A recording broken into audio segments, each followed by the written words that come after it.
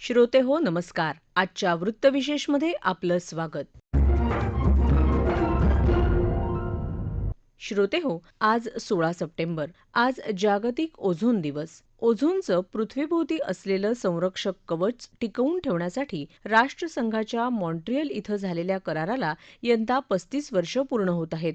जागतिक सहकार्यातून पृथ्वीवरील जीवनाचं संरक्षण ही यंदाच्या ओझोन दिवसाची संकल्पना.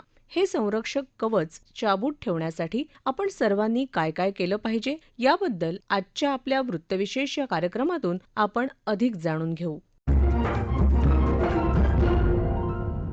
श्रोते हो, केंद्रीय पर्यावरण, वन आणि हवामान मंत्रालय आणि राज्य सरकारच्या पर्यावरण आणि हवामान विभागाच्या वतीनं आज मुंबईत ओझोन दिनानिमित्त कार्यक्रम आयोजित करण्यात आला. आज ऊर्जेची बचत करणं ही प्रत्येक व्यक्तीची जबाबदारी आहे, असं केंद्रीय पर्यावरण, वन आणि हवामान मंत्री भूपेंद्र यादव यांनी यावेळी सांगितलं. भारताच्या आंतरराष्ट्रीय कूल ॲक्शन प्लॅनची प्रशंसा आज जगभरात होत असून आपण ओझोन संरक्षणाच्या दिशेनं पुढे मार्गक्रमण करत असल्याचं ते म्हणाले. हवामान बदलाचा सामना करण्यासाठी आपलं राहणीमान साधं ठेवा, हा प्रधानमंत्री नरेंद्र मोदी यांनी दिलेला मंत्र आजच्या दिवशी महत्त्वाचा ठरेल, असं केंद्रीय राज्यमंत्री अश्विनी कुमार चौबे यांनी म्हटलं आहे. ओझोनचा स्तर दिवसेंदिवस कमी होत असून ही मानवी जीवनासाठी धोक्याची घंटा आहे. याबाबत शालेय जीवनापासूनच जागरूकता निर्माण करायला हवी, असं मुख्यमंत्री एकनाथ शिंदे यावेळी म्हणाले. श्रोते हो, ऑक्सिजन म्हणजे O2 हे आपल्याला माहीत आहे. ओझोनचं रसायनशास्त्रीय नाव आहे ट्राय ऑक्सिजन म्हणजेच O3. ओझोन हा एक फिकट निळ्या रंगाचा वायू आहे. या ओझोनच्या थराचं रक्षण करण्यासाठी निसर्गाधारित उपाययोजना कशा करता येतील याविषयी जाणून घेणं नक्कीच उपयुक्त ठरेल. याविषयी नवी दिल्लीतल्या the energy and resources institute म्हणजेच टेरी अर्थात ऊर्जा आणि संसाधन संस्थेतले ज्येष्ठ संशोधक डॉक्टर योगेश गोखले यांनी सांगितलं. ओझोन हा पृथ्वीचे तापमान नियंत्रित करणारा एक वायू. 1980च्या दशकात असं लक्षात आलं की दक्षिण ध्रुव, उत्तर ध्रुवावर ओझोनचा थर हा विरळ होत चाललाय. त्यानंतर त्याचा शोध घेता असं लक्षात आलं की वातानुकूलित यंत्रणांमध्ये वापरले जाणारे वायू आणि काही रसायने यांच्या वापरामुळे ओझोनचा थर विरळ होतोय. मग हे वायू आणि रसायनांच्या वापरावर प्रतिबंध घातले गेले. त्याच्यासाठी व्हिएन्नाचा 1985चा करार तसेच मॉन्ट्रियल करार याचे मोठे योगदान आहे. ओझोन आणि हरितगृह वायू जे वातावरण बदलाचे मुख्य कारण आहेत यांच्यात सुद्धा परस्पर संबंध आहेत. अनेक हरितगृह वायू हे ओझोनच्या निर्मितीमध्ये अडथळा आणतात. ओझोन काय करतो तर तो तापमान नियंत्रित करतो. पृथ्वीचे तापमान हे एका मर्यादेमध्ये ठेवतो. परंतु हरितगृह वायू जे असतात ते पृथ्वीचं तापमान वाढवायला कारणीभूत आहेत. ओझोनचा विरळ होणारा थर जो आहे हा आपल्याला अतिशय ताबडतोब नियंत्रणात याच्यासाठी आणणं आवश्यक आहे, कारण त्याच्यामुळे आपल्याला त्वचेचे कॅन्सर, डोळ्यांना कॅटॅरॅक्ट सारख्या गोष्टी होणं हे कारणीभूत होतं. पण मग हरितगृह वायूंवरती नियंत्रण आणण्यासाठी आपण काय करावं, काय करू शकतो? तर त्यातला एक सोपा साधा जो वायू आहे, जो आपल्या सर्वांच्या जीवनाचा मुख्य आधारही आहे, तो म्हणजे कार्बन डायऑक्साईड. ह्या वातावरणात वाढलेल्या कार्बन डायऑक्साईडला नियंत्रित करणं, त्याची जी वातावरणात वाढलेली जी मात्रा आहे ती आपल्याला कमी करणं हे अत्यावश्यक आहे. या सर्व प्रयत्नांमध्ये भारत खूप मोठी भूमिका बजावतो आहे. नुकत्याच झालेल्या COP26 या अधिवेशनामध्ये निसर्गाधारित उपाय हा एक वातावरण बदलाच्या उपायांच्या संदर्भातला एक परवलीचा शब्द बनला. त्याच्यामुळे आपल्याकडची जैवविविधतेने नटलेली सह्याद्री, हिमालय, तराई, मध्य भारतातली जंगलं, किनाऱ्यांवरची खारपुटीची जंगलं, मोठ्या प्रमाणावर असलेली कृषी वानिकी वातावरणातला कार्बन डायऑक्साईड शोषून घ्यायला कारणीभूत ठरते आणि एक मोठं काम करते. पण कसं होतंय की आपल्या वाढणाऱ्या गरजा या सुद्धा आपल्याला नियंत्रणात आणायची गरज आहे. आपल्याकडली घनदाट जंगलं ही फार मोठ्या वेगाने विरळ होत चालली आहेत आणि आपले जे वाईल्ड लाईफ सँक्च्युरी, अभयारण्य जी आहेत हीच फक्त घनदाट जंगलांचे प्रदेश म्हणून शिल्लक राहायला सुरुवात झाली आहे. मग ह्या अभयारण्यांच्या बाहेरच्या जंगलावरती त्यांचं जे विरळपण आहे ते का होत आहे, तर त्याच्यासाठी कारणीभूत आपल्या गरजा आणि आपली काही प्रमाणात असलेली निकड जी आहे त्याच्यावरती. उदाहरणार्थ जळणावरती स्वयंपाक बनवला जातो. आता हे लाकूड येतं कुठनं, तर हे लाकूड मोठ्या प्रमाणावरती जंगलात नाही. स्वच्छ ऊर्जेचा अंगीकार करायची गरज आहे. त्याच्यासाठी आपल्याला सुधारित चुली वापरायची गरज आहे. त्याच्यासाठी आपल्याला उज्ज्वला योजनासारख्या ज्या योजना आहेत ह्या लोकांपर्यंत अजून पोचवायची गरज आहे. त्याच्याच बरोबर अशा प्रकारच्या कामासाठी आपल्याला लोकसहभागाची खूप मोठ्या प्रमाणावरती जरुरी आहे. जोपर्यंत लोकसहभागाने आपण जंगल वाचवू शकत नाही तोपर्यंत आपण वातावरण बदलावरती काहीच उपाय तयार करू शकत नाही. उत्तराखंड मधली वनपंचायतींची जंगले किंवा देशभर असलेली देवरायांसारखी जंगले की जी लोकांनी शतकानुशतके वाचवली आहेत, त्याच्यामध्ये मोठ्या प्रमाणावरती आपल्याकडली जैवसंपदा ही वास करून आहे. थोडक्यात काय, जास्तीत जास्त हिरवाई आणि वृक्षाच्छादन जर का आपण ठेवू शकलो तर आपलं तापमान हे नियंत्रित राहीलच, पण नैसर्गिकरित्या वातानुकूलन आहे. पण मग ह्या गरजा नियंत्रित करणं आणि जंगल वाचवणं याच्यामध्ये सुद्धा एक परस्पर संबंध आहे. आणि तो परस्पर संबंध अशाच गोष्टीचा आहे की ज्याच्यामध्ये तुम्ही लोकांना प्रोत्साहन देण्यासाठी काही योजना आखू शकता. आणि त्यातला सगळ्यात महत्वाचा भाग म्हणजे आज आपण सर्वत्र मार्केटवर आधारित आपण व्यवस्थेमध्ये आहोत आणि ही बाजार व्यवस्थाच त्याला एक उत्तम प्रकारचं उदाहरण आपल्याला देते. त्या उदाहरणाचं नाव आहे आंतरराष्ट्रीय कार्बन मार्केट. हे कसं चालतं आंतरराष्ट्रीय कार्बन मार्केट, तर एखाद्या समूहाने एखाद्या गावाने ठरवलं की आपलं जंगल वाचवायचं, तर त्यांनी केलेल्या प्रयत्नांमधनं किती जंगल वाचलं, त्यातून किती कार्बन डायऑक्साईड हा शोषून घेतला गेला त्या जंगलाने, किंवा जर का अनेक शेतकऱ्यांनी असं ठरवलं की आम्ही कृषी वानिकीमध्ये सहभागी होणार आहोत आणि आमच्या शेतामध्ये पिकवल्या जाणाऱ्या इतर पिकांच्या बरोबर आम्ही शेताच्या बांधांवरती, आमच्याकडल्या पडीक जमिनीवरती आम्ही कृषी वानिकीचे प्रकल्प राबवणार आहोत, त्यातून आम्ही अतिरिक्त कार्बन डायऑक्साईडचं शोषण आम्ही करून घेणार आहोत. त्या शोषल्या गेलेल्या कार्बन डायऑक्साईडच्या बदल्यामध्ये लोकांना एक प्रोत्साहन राशी या आंतरराष्ट्रीय कार्बन मार्केटच्या द्वारे उपलब्ध करून दिली जाते. याला म्हणतात कार्बन क्रेडिट. आणि हे जे कार्बन क्रेडिट जे तयार होऊ शकतं आणि जे आपण सध्या करतच आहोत, परंतु अनेक शेतकऱ्यांना, अनेक गावातल्या लोकांना आपण त्याचा फायदा देऊ शकत नाही आहोत, कारण आपण कार्बन क्रेडिट तयार करायचा बाजारामध्ये आपण पाऊल टाकलेलं नाही आहे. त्यामुळे अशा प्रकारच्या उपक्रमांना कार्बन क्रेडिट हे मोजून, म्हणजे ह्या लोकांनी, शेतकऱ्यांनी, गावातल्या लोकांनी किती कार्बन शोषला आहे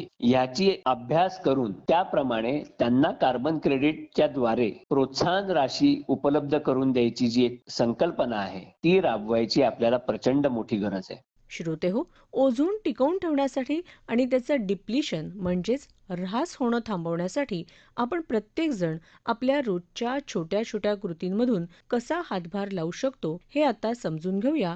पर्यावरण आणि जैवतंत्रज्ञान विषयाच्या संशोधक डॉक्टर सुगंधा गोसावी यांच्याकडून.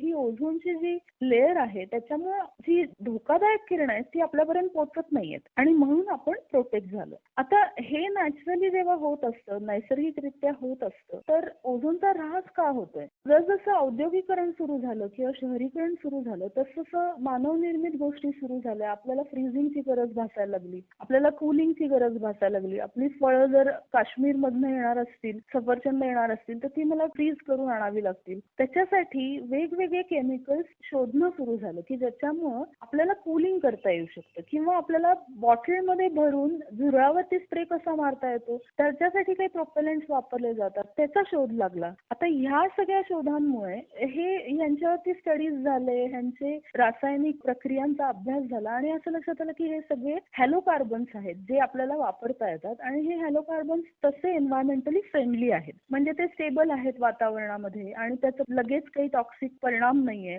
म्हणून त्यांना सुरुवातीला एन्व्हायरमेंटली फ्रेंडली असं समजलं जायचं. पेस्टिसाइड्स मधले केमिकल्स असतील किंवा सॉल्व्हंट्स असतील, कोल्ड क्लिनिंगचे एजंट्स असतील, हे सगळे त्यावेळेला एन्व्हायरमेंटली फ्रेंडली समजले जायचे आणि त्यामुळे ओझोन डिप्लेशन होत आहे किंवा काय ह्याचा सुरुवातीला कळलं नाही. वैज्ञानिकांची एक टीम अंटार्क्टिकावरती एक वातावरणाचा अभ्यास करण्यासाठी गेली होती आणि त्यांच्या असं लक्षात आलं की तिथला ओझोनचा जो लेअर आहे तो खूपच कमी झालाय. म्हणजे लिटरली तिथे भगदाड पडले असं त्यांच्या लक्षात आलं आणि म्हणून मग ते ओझोन होल असं ते म्हणायला लागले. अंटार्क्टिकावरती तर इंडस्ट्रीज नाहीत, वस्तीही फारशी नाही, मग हे असं का होतंय? मग पुन्हा काही वर्षात वेगवेगळ्या सायंटिस्टच्या टीम्स तिथे जायला लागल्या, त्यांनी त्याचा अभ्यास सुरू केला. तिथे असं लक्षात आलं की हे फक्त तिथेच होते असं नाही, अमेरिकेमध्ये तयार होणारं, भारतामध्ये तयार होणारं पोल्युशन सुद्धा तिथे जाऊन प्रॉब्लेम करते. जी केमिकल्स आपण म्हणत होतो की केमिकली स्टेबल आहेत, वातावरणामध्ये ती राहू शकतात, त्याचं काही डिप्लिशन होत नाही, टॉक्सिक नाहीये, ती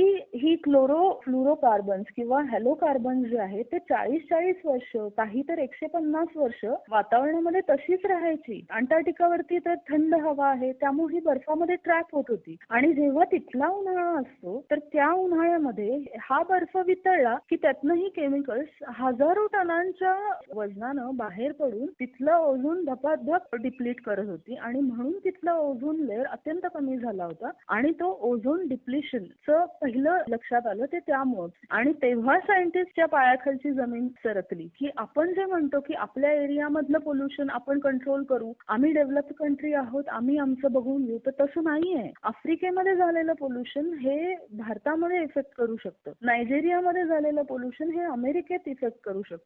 आता हे पर्याय शोधताना पण सामान्य नागरिक म्हणून आपण काही करू शकतो का यामध्ये? प्रत्येक वेळेला ही जबाबदारी प्रशासनाची आहे किंवा ही जबाबदारी ही सरकारची आहे, पोल्युशन कंट्रोल बोर्डाची आहे असं म्हणून आपण याच्यातून बाजूला होऊ शकतो का? तर तसं नाहीये. म्हणजे भारतातल्या प्रत्येक माणसानं जर एक दिवस डिओड्रंट मारला नाही तर 1 महिन्याचा ओझोन आपण प्रोटेक्ट करू शकतो. अक्षरशः आपण एअर कंडिशनर्स असतात याचं सर्व्हिसिंग वेळच्या वेळी करू शकतो, हे तर नक्की आपण करू शकतो. किंवा घरामध्ये किड्या मुंग्या किंवा झुरळं मारण्यासाठी जे स्प्रेज वापरले जातात ते पेस्टिसाइड्स असतात, त्यातली बरीचशी कंपाऊंड क्लोरिनेटेड असतात आणि त्याच्यासाठी जे प्रोपेलंट्स वापरले जातात, स्प्रेज वापरले जातात, तो डबा गार लागतो बघा. सो ते जे प्रोपेलंट्स असतात तर ते कमीत कमी वापरावेत. ह्याच्यासाठी तुम्ही नॅचरल काही गोष्टी शोधा, जसं फॉर एक्झाम्पल झुरळांसाठी तुम्ही मीठ ठेवू शकता किंवा लवंग ठेवू शकता मुंग्यांसाठी, की ज्याच्यामुळे ज्याच्यामध्ये एरोसोल्स म्हणजे काय, फ्रेशनर्स किंवा डिओड्रंट्स जे आहेत किंवा हे पेस्टिसाइडचे जे हिट वगैरेचे जे स्प्रेज आहेत, कुठल्याही कंपनीला मी वाईट नाही म्हणते, पण ज्याच्यामध्ये एरोसोल्स आहेत, जे स्प्रे केल्यानंतर बराच वेळ आपल्याला वास येतो ना, थोडक्यात समजून जायचं की त्याच्यामध्ये एरोसोल्स आहे. आता हे ज्याच्यामध्ये एरोसोल्स आहेत ती प्रोडक्ट्स कमीत कमी वापरा.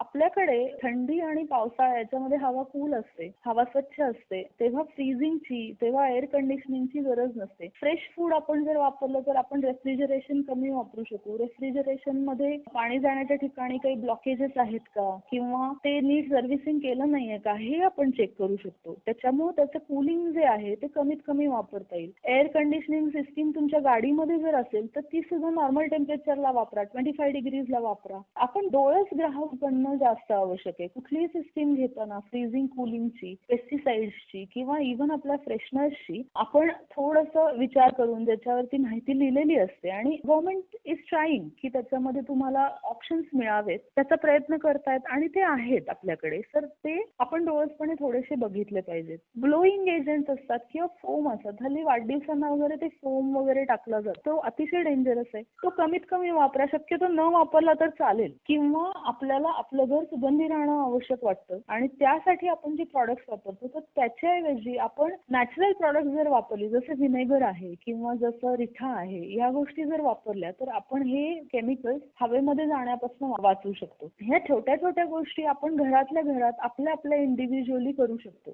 भारताची जी राज्यघटना आहे त्याच्यामध्ये जसं लिहिलं की 42A हा जो कलम आहे तर त्याच्यामध्ये आपली मूलभूत हक्क सांगितलेत आणि मूलभूत हक्कामध्ये आपल्याला स्वच्छ वातावरण मिळावं हा आपला मूलभूत हक्क जसा आहे ना, तसंच 51A कलम जे आहे तर त्याच्यामध्ये आपली मूलभूत कर्तव्य पण सांगितले आणि या मूलभूत कर्तव्यांमध्ये आपल्या आजूबाजूचं पर्यावरण, मग ते हवा असेल, पाणी असेल किंवा माती असेल, हे शुद्ध ठेवणं हेच आपलं कर्तव्य आहे हे सांगितलंय. आणि बूंद से बनता सागर हे अक्षरशः खरे आहे आणि पर्यावरणाच्या बाबतीत तर प्रत्येकानं जर केलं तरच आपण हा ओझोनचा ऱ्हास थांबवू शकतो. श्रोतेहो, जागतिक ओझोन दिवसाच्या निमित्तानं ओझोन थराचा ऱ्हास कसा थोपवता येईल याचा विचार करणं आणि आपण प्रत्येकानं त्याकरता कृती करणं अतिशय गरजेचं आहे. पृथ्वीवरील जीवसृष्टीचं संरक्षण करण्यासाठी एकमेकांच्या सहयोगातून छोट्या छोट्या विचारपूर्वक केलेल्या कृतींमधून पृथ्वीवरील आपलं आणि अन्य जीवसृष्टीचं रक्षण करणं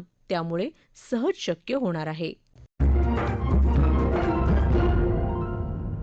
याबरोबरच आजचा वृत्तविशेष हा कार्यक्रम संपला. हा कार्यक्रम आकाशवाणी मुंबईच्या प्रादेशिक वृत्तविभागानं सादर केला.